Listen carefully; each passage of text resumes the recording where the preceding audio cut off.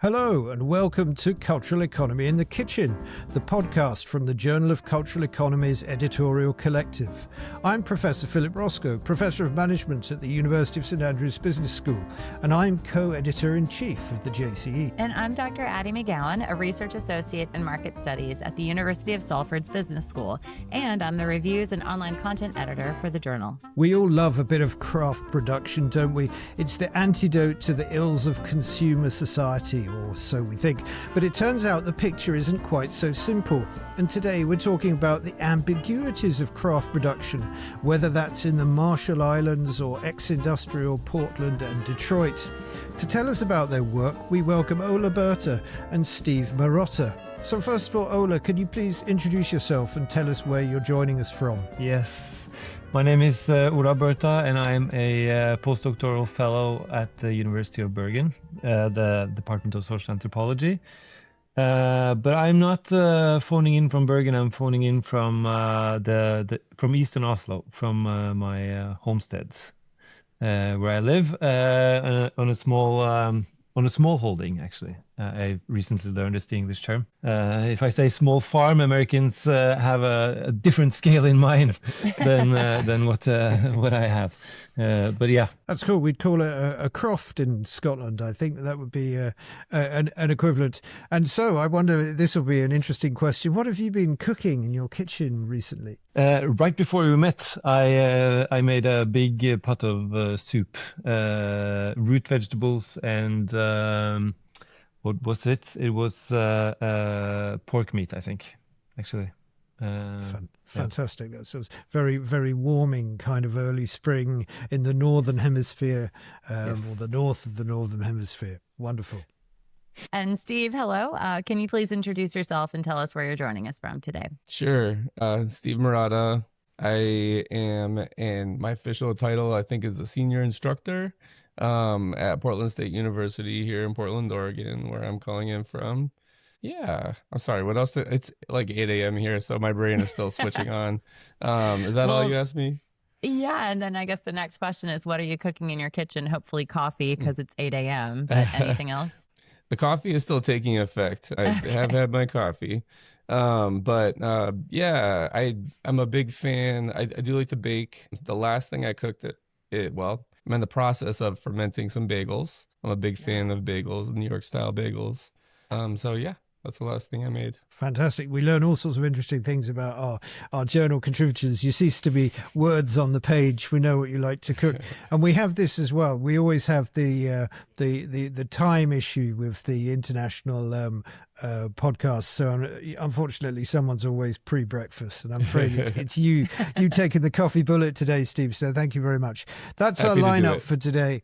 And if you think it sounds good, don't forget to hit the like and subscribe buttons. So let's get going. We're going to have a talk about Steve's paper, Windows into the Ethically Made Affect Value and the Pricing Paradox in the Maker Movement.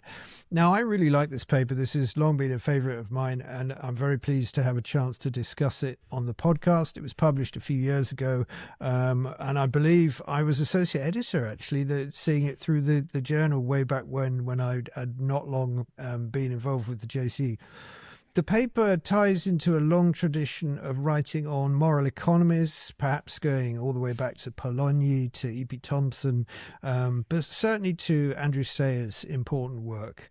And the central claim of this kind of literature is that markets are always moral entities and market agents care about what they're doing and how they're transacting. So just to lead us gently in, Steve, tell us a bit about these ideas of moral economies and how you got interested, first of all, in these theories and then perhaps in the empirical work that you conducted. How did you get there?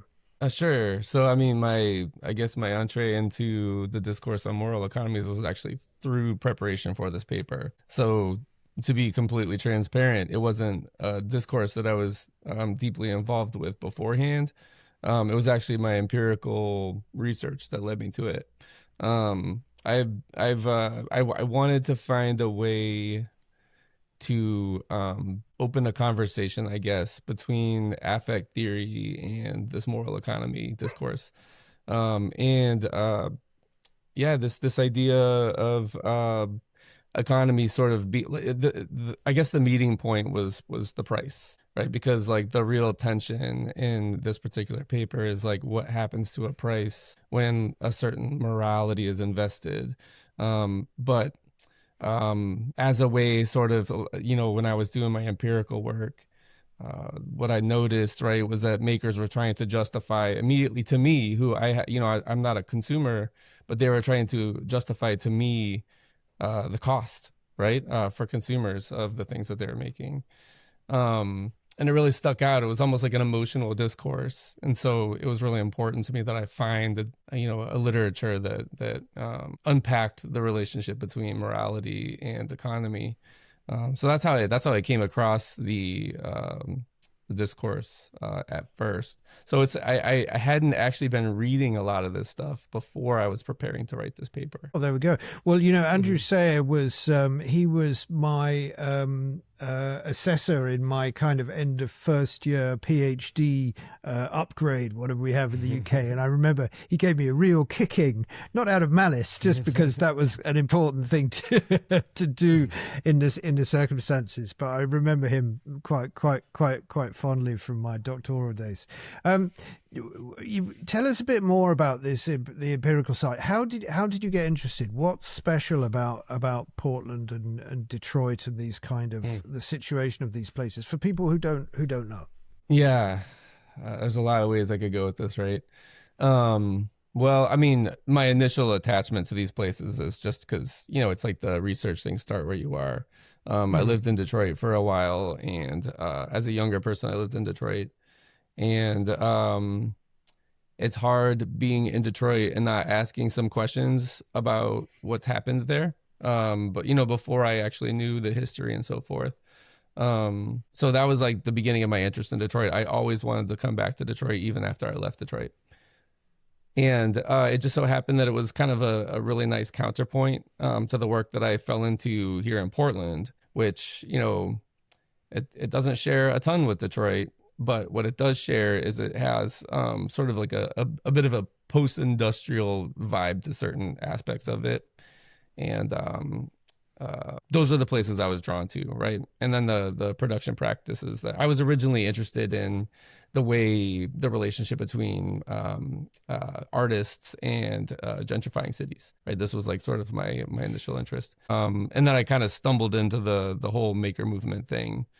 Through a mentor of mine who was already doing work on it. And so I joined a few research projects, and those spun into some other stuff, and it became my dissertation, and it kind of became my fascination for a while. Excuse me. So the thing that the two cities shared was sort of this like post-industrial vibe. Detroit, it's pretty pervasive in that city. And they're at sort of different places, especially in the mid 2010s, they're at different places in terms of the changes that each city was undergoing. But the thing between the two cities that like is like hard to compare is like the racial dynamics, right? Detroit is a city that, has like a fraught racial history, full of, gosh, I mean, I don't even know if we have enough time to go into the history, right? Portland doesn't have that. Portland's population is something like 72% white or something like that. Detroit's, about 80% black. So they're very different racially. So I had to be really careful in the way I compared the two cities. There's a lot of other dynamics that like really make it hard to compare. But they do have enough in common, right? That I felt like I could make this relationship between the two cities work. So you don't really draw on the racial history of Detroit at all in the paper. It's not part of this particular story. So what's again, just I'm sure most people know, but it's worth going over it. What is the maker movement? What is a maker as you're understanding it? Yeah, I have a whole nother paper asking that question, as a matter of fact. Well, there we are. Yeah. Some little shameless self-plugging.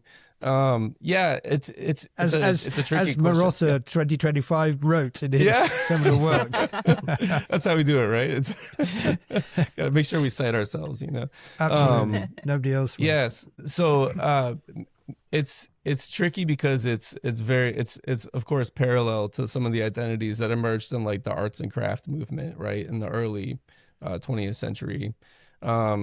You could use the term craft person. You could use the term. You can use a variety of different identity terms. I was actually very interested in the way that a lot of makers actually distance themselves from the term maker. But that's not really an answer to your question. The simplest way to talk about a maker is someone that does small, usually entrepreneurial making of an object, right? I know there's like a bit, we called it in our research the bags and the bots. Some folks do more like tech stuff, electronics and so on. And then other folks do like crafty things like sewing bags and so forth. So we were interested in the side of things that were like physical objects. Like we wanted to engage with folks that were actually making things, right? So using a lot of like traditional practices, you know, things like woodworking, again, like sewing and clothing production, even food. The difference was because of the space demands. And I mean, we're urban studies folks.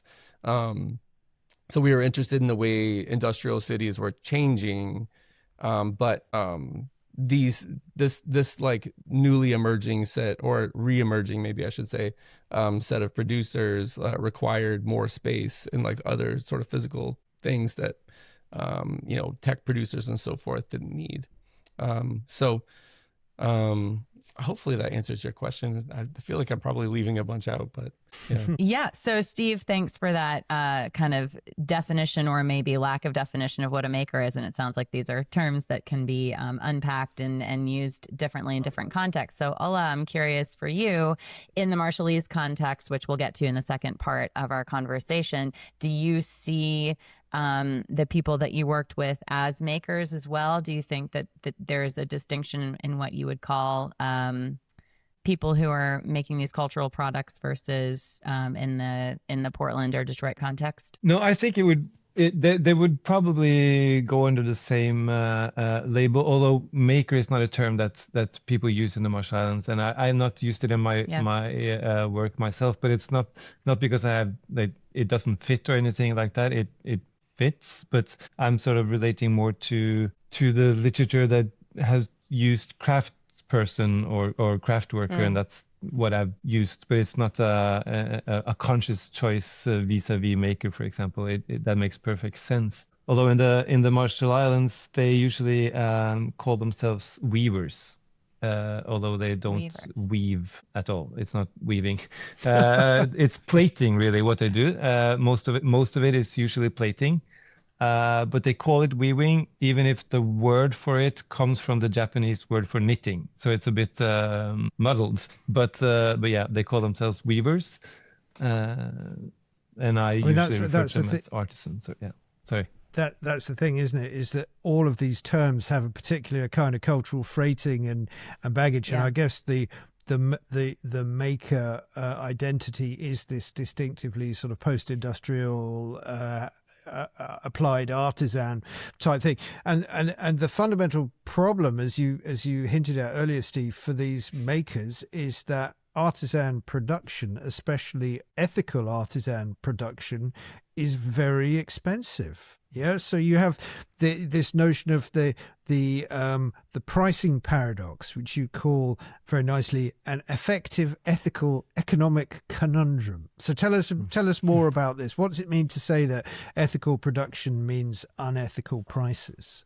Yeah, so one of the things that in general makers are trying to do, right, is challenge the way production in this, you know, to borrow your term, post-industrial economy happens, right?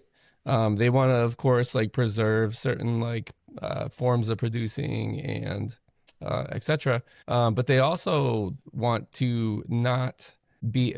So many of them were either from like office jobs where they were just basically designing things and then sending them somewhere else to be produced, and they had a bit of like a moral dilemma with what that meant. Like a handful of our interviewees would say things like, I don't know what the conditions of work are for these people that I'm sending my designs to.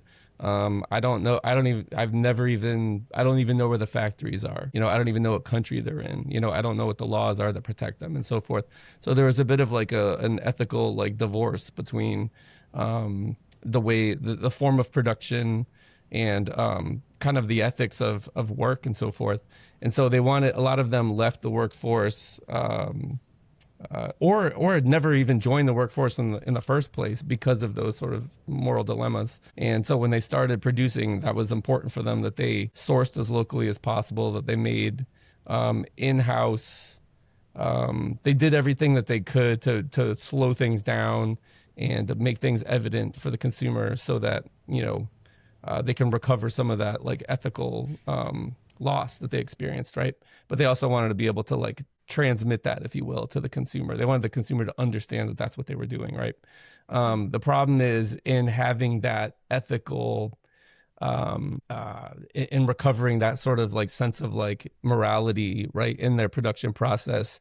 There's a bit of a transference, right? Or there is a transference to the price. Right, because things, when they get slow, when you source locally, when you use higher quality tools and higher quality materials and so on, in urban space that's already extremely expensive and where there's like a lot of competition for the spaces, it gets really expensive. Production gets really expensive, and so even in a place like Detroit, where space is like at the time anyway, space was notably cheaper than it was in Portland.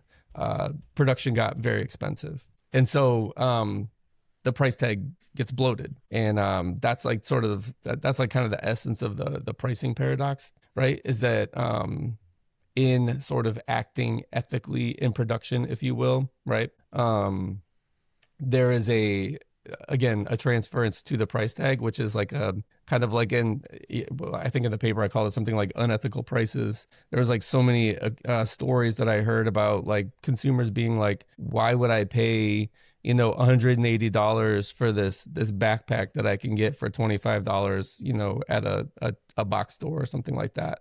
Well, of course the answer is because the $25 backpack is mass produced, usually by people, who are being underpaid and overexploited, et cetera, et cetera. And so that was like a real paradox for makers. Like, how do I justify these prices? How do I make it desirable? Right? How do I have consumers sort of join me on this like moral mission? And it turns out that a lot of consumers actually wanted that too, but who the hell can afford, a $180, utilitarian object?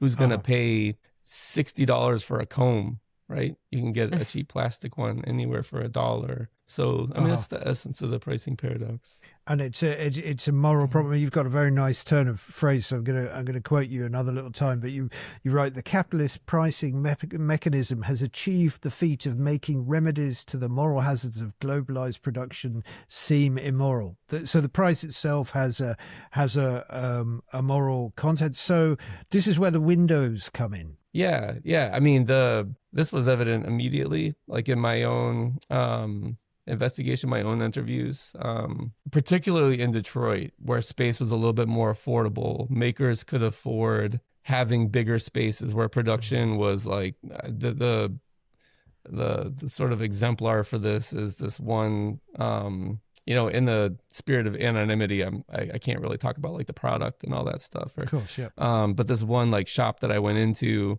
where the counter and like the products were like out like on the counter, in the first, maybe, I don't know, maybe the front of the shop was 200 to 400 square feet, something like that, relatively small. But then behind the counter, you could see the whole production area. And it was like that's like where the idea of windows came in, because it was literally, you could literally see, it's very much like a literal term. You could see where it's happening, and that was like part of the way that the makers are trying to transmit their value proposition. Like, look, no, you can actually see, we are actually making it right here. We're not trying to trick you. Like, this is happening right there. And I started to see that everywhere. And even the places that I didn't see that, physically, there was like social media posts to sort of justify like literally videos of people like hand making stuff, like showing their process. And that was extremely valuable for consumers, maybe for obvious reasons, right? Because they were like, oh, okay, well now my money is supporting this like local artisan who's like struggling to, you know, keep their business open, pay rent, et cetera, et cetera. Because at the end of the day, one of the other, you know, going back to the pricing paradox, one of the sacrifices, if you will, that makers are making is they a lot of times don't factor in their own labor, right? So it's like they're literally trying to find ways to recover as much of the cost as they can, because it's so far away from like an industrialized process, but the sort of imaginary for like consumption and production for most people, especially in like the, if you will, developed world, right, is very much an industrialized one, right? The expectations are different. Yeah, it's certainly, when I think about my own consumptive habits, the windows, as you frame them, pun intended, really work for me. But in terms of what I choose to buy, and you suggest, you know, to that point, that affect needs to be taken more seriously and market analysis, especially as we do it in market studies, in terms of moralities and sensibilities. So speaking of windows, you talk about some politics of windows, transparency, stories, and storytelling. Can you get a bit more into kind of the ways in which those politics work and what they are? Yeah. So kind of moving to the idea of affect, right? So this is like sort of where we were talking about like various literatures and the literatures we're embedded in. Affect is, you know, is probably like my, if you will, theoretical home.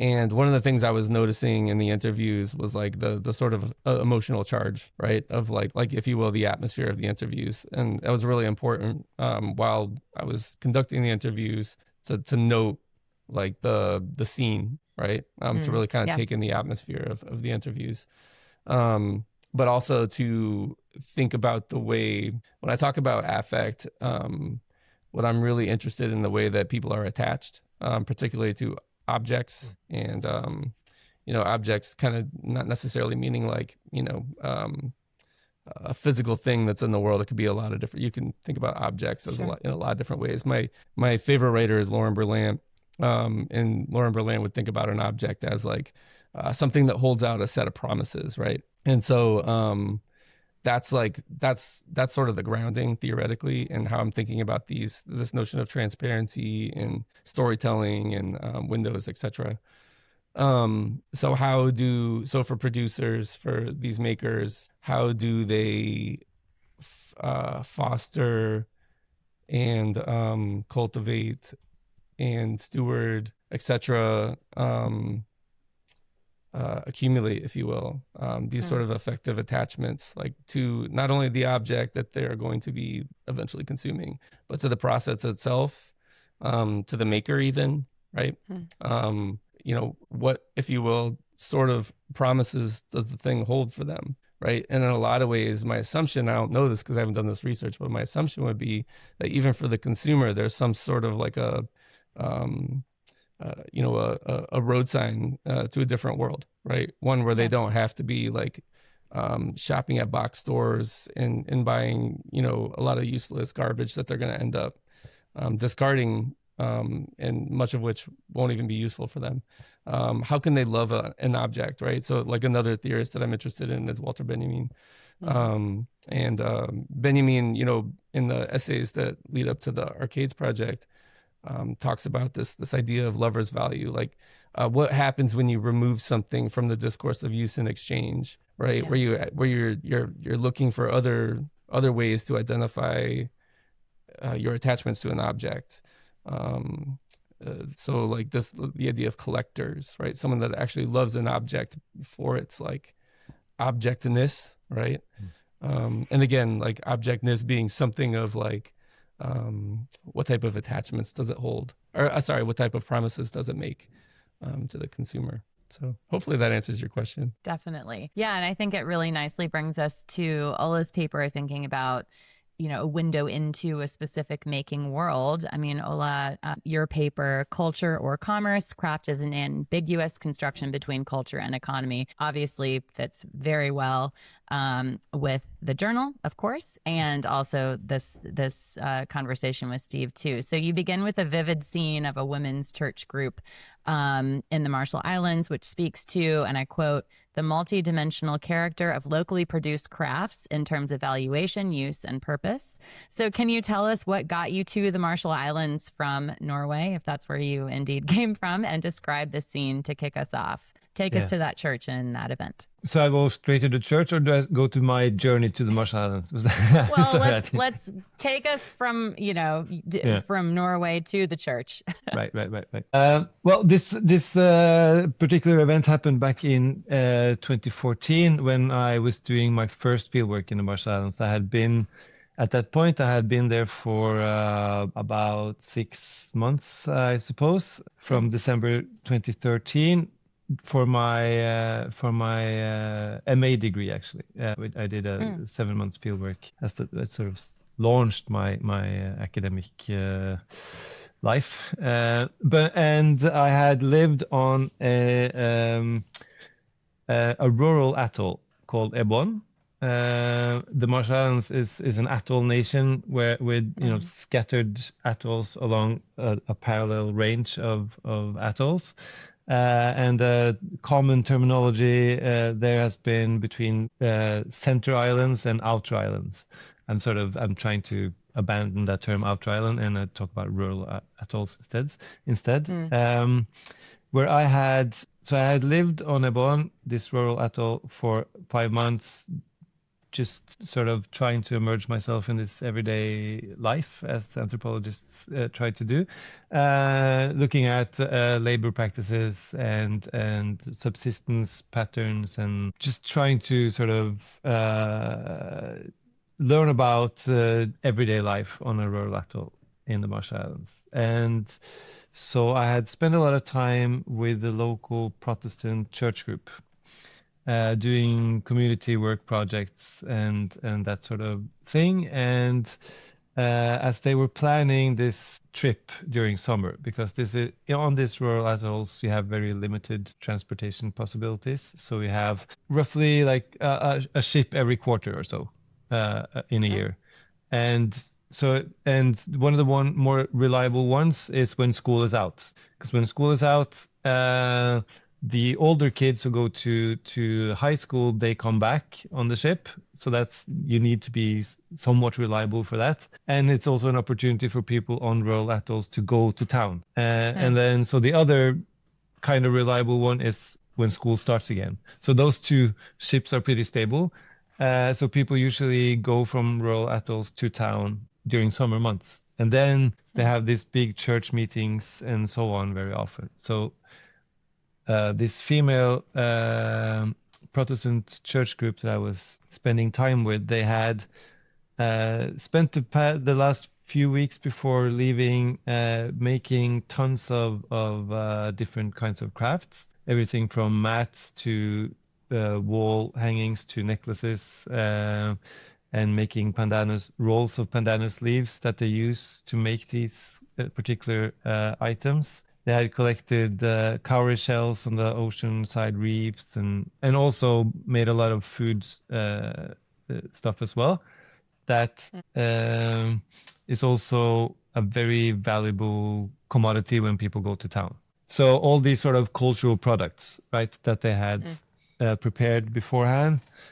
And so we were at this church. This is in Majeru, the principal atoll or the capital in the Marshall Islands, in a church meeting there where they played out this dance where they sort of recreated a traditional fishing method that they have on the reefs, where they have these rocks laid out on the reefs in a circle that they would circle themselves with palm leaves to block it. So the rocks on the reefs would create like a circular kind of trap. So they were playing out this old traditional fishing method, luring people in there to leave their crafts. And then after everyone had been through, they went through this whole deal of distributing or redistributing the items among the constituency, or not the constituency, but the congregation. Yeah. So thanks, Ola. We keep using this term craft, but as we've already seen with maker, this is a freighted term. And in your study, you give the local term, which I'm going to ask you to say. They pronounce it amimono. Amimono. Oh, it's a straightforward one. I might have stumbled that one right. And you sort of translate that handicraft, but it's a word with a lot going on. Tell us a bit about what it is and what's in there. Well, it comes from the Japanese word for knitting.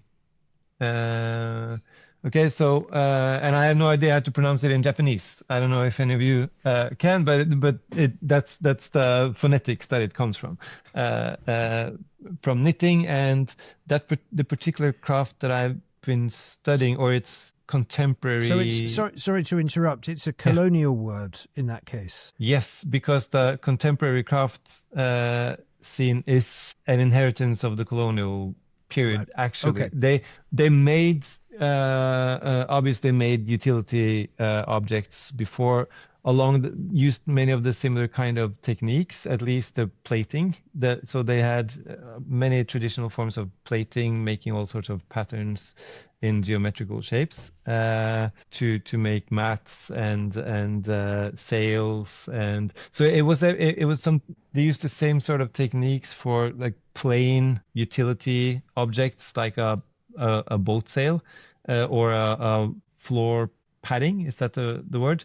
And as they did for more finer things like a sleeping mat or a clothing mat, that they would, I say the same techniques, but those would be way more intricate, of course, with beautiful patterns and color schemes and so on. So they had this separation between like pure coarse kind of utility things and more prettier, aesthetically valuable things that they would also use in exchanges with people coming from other atolls, and also with foreigners coming in. That was sort of the first thing they would do, is to present like a mat or something like that. So nice. They had this traditional craft. We did the terms for them. Like, I don't know if there were a general term, even if it was, it has disappeared. So you had specific terms for specific items instead. But then, so in the 1800s, when the colonial era sort of began, you first had traders coming in from all over, mainly from the US and Australia and Germany, I suppose. And then the German colonial empire annexed the Marshall Islands officially, like in 1885, and around so the late 1800s, you had a relatively high circulation of foreigners coming through, and that sort of started the development of what we might call like a tourist trade, or what the foreigners usually called like a hunt for ethnographic objects. So many of these ended up in museums and so on. Just because we might have some North American listeners, this is nothing like theft, nothing like no foul play in that sense. It was like pure gifts and honest exchanges.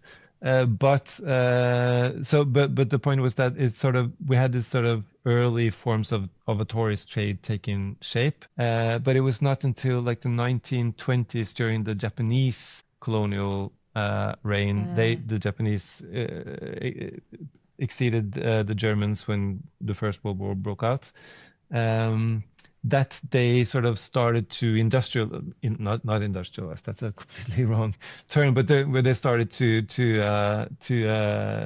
standardize the trade, bringing in new shapes, new types of items. Well, thank you for that. That history kind of bringing us into the more modern era really helps to make your theoretical point, I think, which I would love for you to expand on just a bit. So theoretically, what you're telling us, this account hinges on a particular distinction between culture and commerce. So I think that's what you're, not industrialized, but kind of commercialized pieces, craft. And, I'm sure all of us here and many of our listeners will consider that an artificial distinction, really, and, between craft and commerce. But tell us a bit more about that. So what does it mean to label in your work something as cultural versus commercial? And I think that gets to the crux of what you tease out in your paper. Yeah.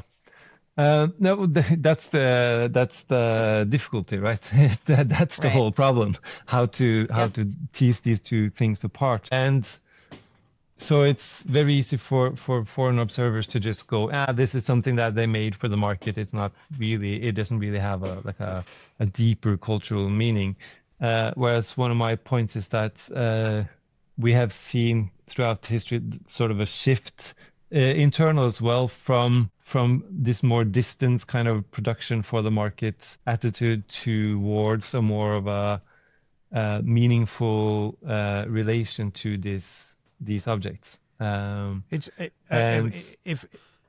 I read you correctly, it's precisely this difficulty of classification that is sort of productive for the islanders, right? I mean, we can talk about the rugs being different shapes, but then you're recording instances where they genuinely can't decide between themselves how this should be classified, and it seems to depend on all kinds of extraneous factors, and that ambiguity does work, doesn't it? Just as in Steve's case. Yes, it's definitely productive. So on rural atolls, these objects are kind of, let's say, taken for granted. It's there. It's something you make. You might sell it, you might gift it, you might use it, but it's there. It's everywhere, and the materials are accessible, right? The materials are there. So if you have the skills, which many females do, you can go out and make it if you have the urge for some particular reason. Whereas in town, you cannot. Like, the materials are not as easily obtainable, and if you want to obtain them, it usually costs money to get it, which increases the incentive to make it for sale instead of making it for other purposes. And it also means that when people access these items, they usually access it through the medium of money. So you go into the store and you buy it. So the rural atollers or islanders, they take its use and uses for granted, whereas they also rely on its sale. So they ship it to town where the handicraft shops are, for commercial redistribution. So and that's where the sort of the tension between the classical tourist art comes in, and why that distinction becomes difficult in terms of culture and commerce, is that there are no tourists. I mean, the Marshall Islands is among the least visited countries in the world. So who buys this thing? Well, it's Marshall Islanders themselves, and it's usually Marshall Islanders who send things to people overseas. So people who live in Hawaii or in the continental US,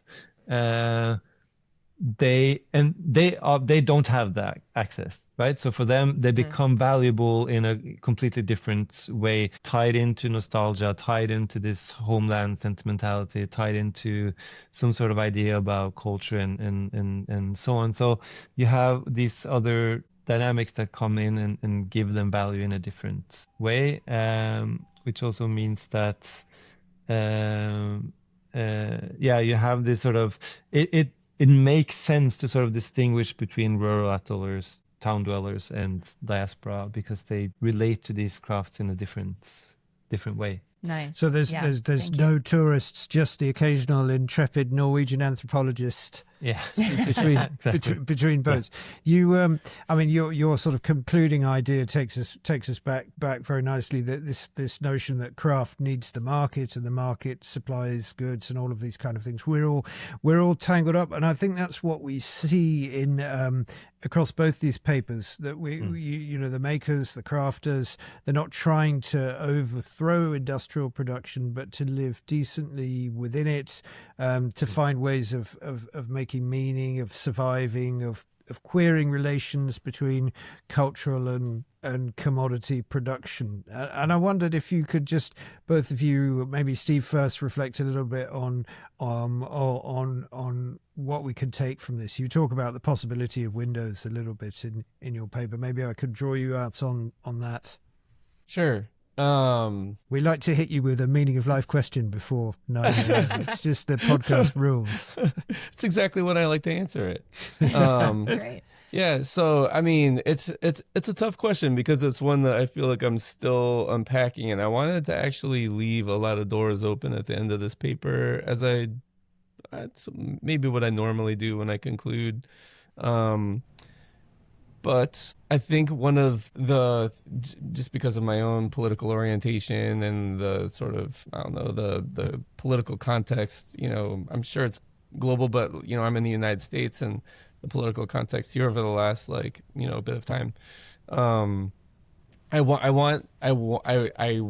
invested in some way in looking for some sort of change, right? And when I say change, I mean, like, so, you know, systemic, right? Like, so what am I seeing like bubble up? Is this something new? Is this is this just another sort of like expression of hipsterdom, like, et cetera, et cetera? Is there actually some sort of potential for like radical reformation of like economic relations, like, et cetera, et cetera? So, I think that was like the conclusion of my paper is wrestling a little bit with my own investment in some sort of like a revolutionary purpose, you know, behind making. And I think what I found is it's not really evident. Mostly what makers are trying to do, in general, I mean, this is a generalization, right? Because there's certainly examples you know, very of difference. But I think in general, what they're trying to do is find a mode of survival within like the political, economic, cultural context that they find themselves in, right? So I didn't want to like overinvest any energy in like their radical potential, but I also didn't want to close that door. I'm not sure if I'm actually answering your question. I hope I am. But that was like sort of like my general conclusion was like that they're not necessarily a radical. This is not like really a radical project. It's a project that does like, if you will, keep some windows open, right, for that. But I didn't really get the sense that was like the goal. The goal was like a much more was much simpler, right? Like I don't want to be a part of this industrialized economy. I don't want to be a part of this, the forms of exploitation that go along with it. I don't want to be a part of an unsustainable world, but like form of production. I want to have a little bit more control over my work, right? Like I want to wrestle back some of my labor for myself. A lot of the folks that I talked to were very aware of, you know, Marxist theory and so forth. Like I even heard the term commodity fetishism in one interview, and I was like, all right, this is throwing me for a loop because you're starting to do my theoretical analysis for me here. But so they're kind of aware of those kind of labor relationships, right? And some of them are actively trying to like reformulate them, but not for a radical purpose necessarily. Yeah. Sure. And how about the crafters in the Marshall Islands, Ola? Are they just getting by, or is there more going on? Yeah, they're just getting by, actually. That's the sense I took. No, yeah, it's for rural islanders, it's not as precarious in the sense that they have a lot of subsistence options as well. So it's more of a classical pre-capitalist thing where you sort of you sell some of the surplus, kind of. So it's not really, you could probably call it petty production, but I mean it's really just a matter of selling some of the surplus that you have, basically. Yeah. Whereas in town, it's a vital source of extra economic income. So perhaps these are not necessarily windows on to how we might live meaningful lives under late capitalism. Who knows? Answers on a postcard. All right. Well, I think that's a good place to end, even though we could keep talking about this for forever. But that, I think, is it for today, all we have time for. So thanks again to our guests, Dr. Ola Berta and Dr. Steve Marotta. Really, thank you for joining us across time zones and the globe, and for getting crafty with us as we disentangle culture, commerce, and artisan ambiguities. So you've been listening to, or maybe watching, Cultural Economy in the Kitchen from the Journal of Cultural Economy Editorial Collective. Today's episode was produced by C-Ross Cinematics. You'll find links to the papers at the end of the video if you're watching on YouTube. Don't forget to like and subscribe, tell your friends, and share. And we'll see you next time.